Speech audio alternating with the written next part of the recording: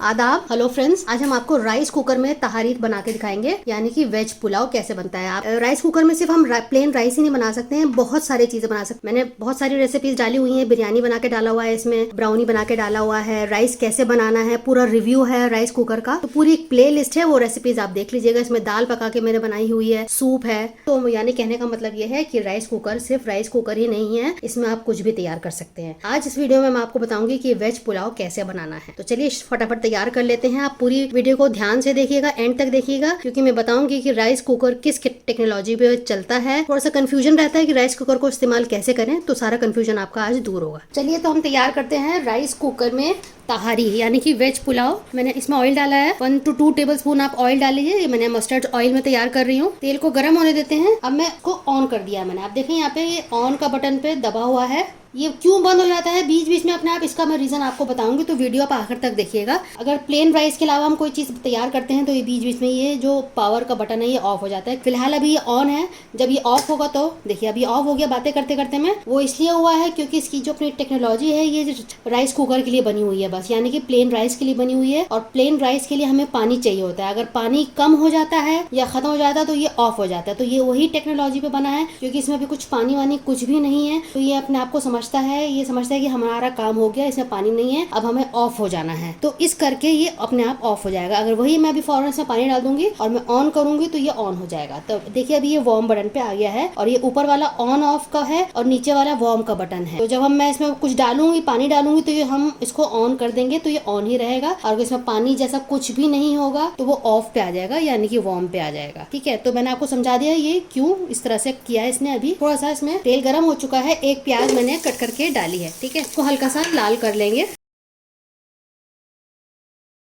अभी देखिए मैं इसको ऑन करूंगी तो ये नहीं होगा, क्योंकि इसमें पानी नहीं, वो ये समझ रहा है कि इसमें पानी नहीं है, इसलिए मेरा काम अभी शुरू नहीं हुआ है। वही जरा से 1-2 बूंद में इसमें पानी डाल दूंगी तो ये हो जाएगा। लेकिन क्योंकि अभी कुकर गर्म है, आपको तेल में बुलबुले दिख रहे हैं, तो ये प्याज हो रही है क्योंकि अभी कुकर गर्म है उतना। हल्का से ब्राउन कर लेते हैं इसको।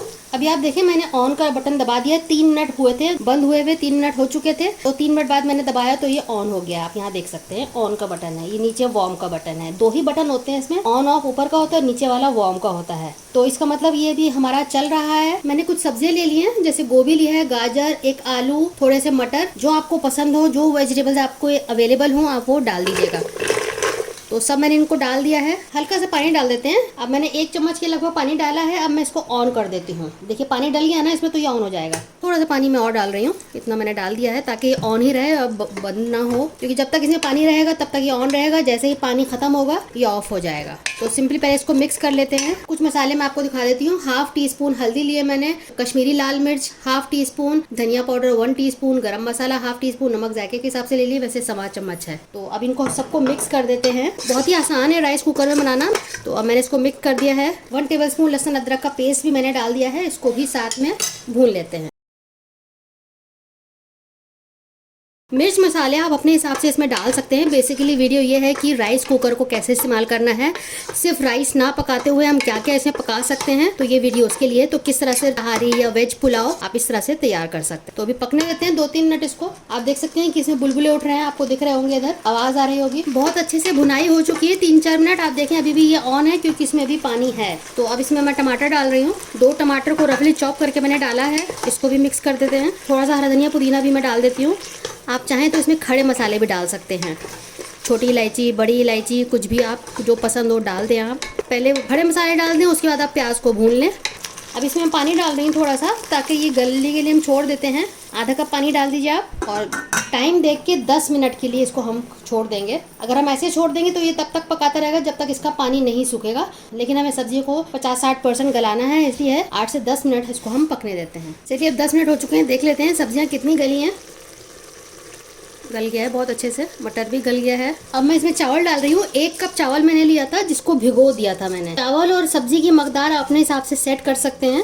1 कप बासमती राइस थी, जिसको 20 मिनट भिगोने के बाद इसको मैंने डाल दिया है। अब इसको भी मिक्स कर देते हैं। पहले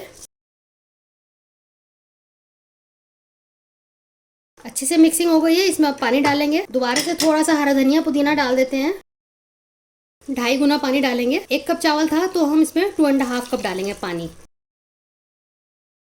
और अच्छे से इसको मिक्स कर दीजिए। एक बॉईल आने का इसमें वेट करते हैं, उसके बाद इसका हम नमक चख लेंगे। अगर नमक कम होगा तो हम इसी वक्त डाल सकते हैं, लेकिन पहले बॉईल का एक वेट कर लेते हैं। तो 1 कप चावल था, उसके लिए मैंने 2.5 कप पानी डाला है। ये मोटी वाली हरी मिर्च थी 2, जिनको मैंने बड़े बड़े टुकड़ों में करके डाल दिया है। इससे मिर्च नहीं आती है लेकिन बहुत अच्छा टेस्ट आ जाता है, तो ये आप साथ में डाल सकते हैं। मैं इसका नमक चख लेती हूँ। अभी नमक चखा तो मुझे कम लगा है, तो मैं इस भी थोड़ा सा डाल दे रही हूँ, 1/2 टीस्पून।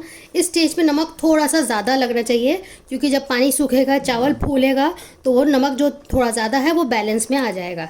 तो इस वक्त नमक चखने पे आपको थोड़ा ज़्यादा लगे उस हिसाब से आपको डालना है। तो मैंने डाल दिया है, मैं इसको ढक के रख देती हूँ।